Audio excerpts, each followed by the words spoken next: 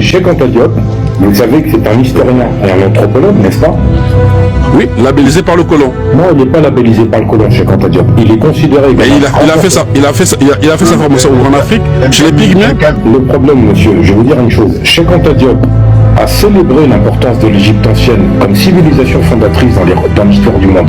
Il a affirmé que l'Égypte, en tant que civilisation noire africaine, a joué un rôle central dans le développement des connaissances humaines, des sciences et de l'art. Dans ce contexte, Cheikh Anta Diop a soutenu que les Égyptiens étaient des Africains noirs et que l'histoire de l'Égypte était une partie fondamentale de l'histoire de l'Afrique. Maintenant, si vous me dites que Diop, sur un plateau télé, je connais la plupart des vidéos de Cheikh Anta Diop, qu'il aurait dit c'est le roi de la terre, c'est un sens où ce Narmer représente pour Cheikh Anta Diop, quand on le lit, monsieur, si vous n'avez pas fait cet effort, faites-le, il représente le début d'une grande civilisation. C'est une expression.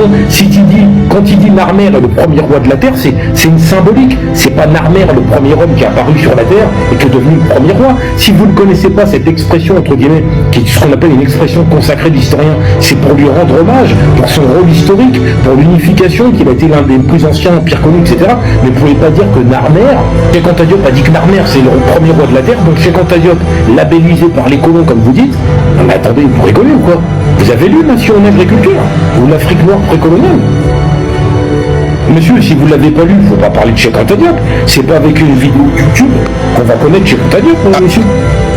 Ah si, on connaît l'être humain par sa parole.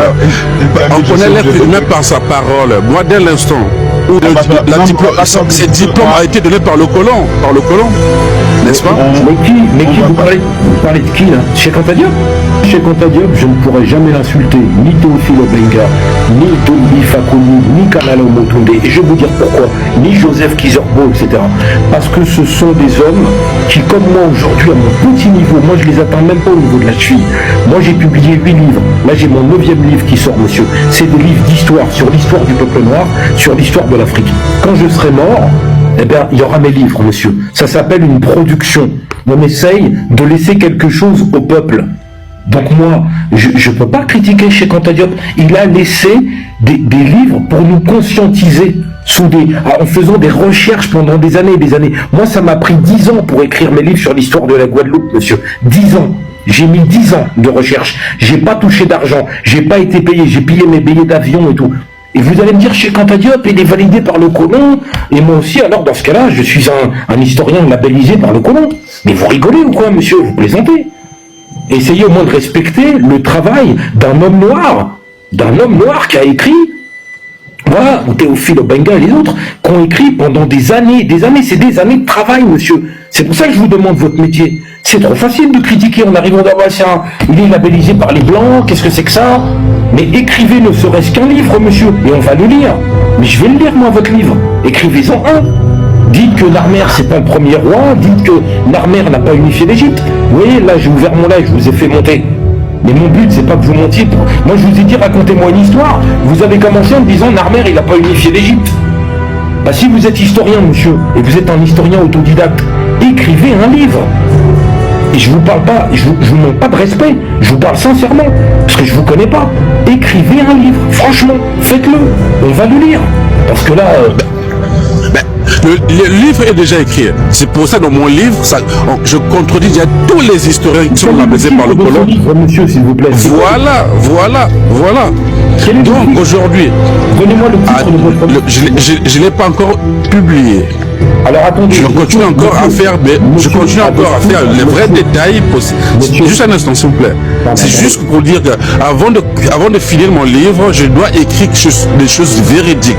On n'écrit pas un livre pour le plaisir parce que on est dominé.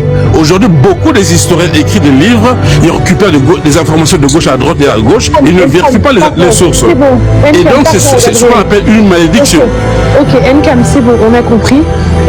Il n'y a pas de problème. Est-ce que tu as une histoire à... Gabriel, attends, tu as une histoire à raconter ou tu peux laisser la parole aux autres maintenant, Nkam? Bon. Oui, mais j'étais bien parti pour finir mon histoire, mais vu que ça l'a choqué un peu quand il a entendu que non, que Anta Diop a été labellisé par le colon. Voilà, en fait, c'est ça. Moi, Ah, c'est pas que lui que ça a choqué. On est tous. Là, tu nous prends de l'énergie. Cheikh Anta Diop, il a fait les colloques du Caire, il a été face à plein de scientifiques occidentaux. Enfin, tu nous dis des trucs de ouf. Si toi, tu as fait des livres sourcés que tu n'as pas achevés et que tu es toujours en train de le faire, ne prétends pas que ceux qui en ont fait ne sont pas érudites. Tu t'imagines l'ego? Il faut quand même respecter. Si tu respectes pas les autres, mais respecte-toi, au moins toi. Laisse la parole, s'il te plaît.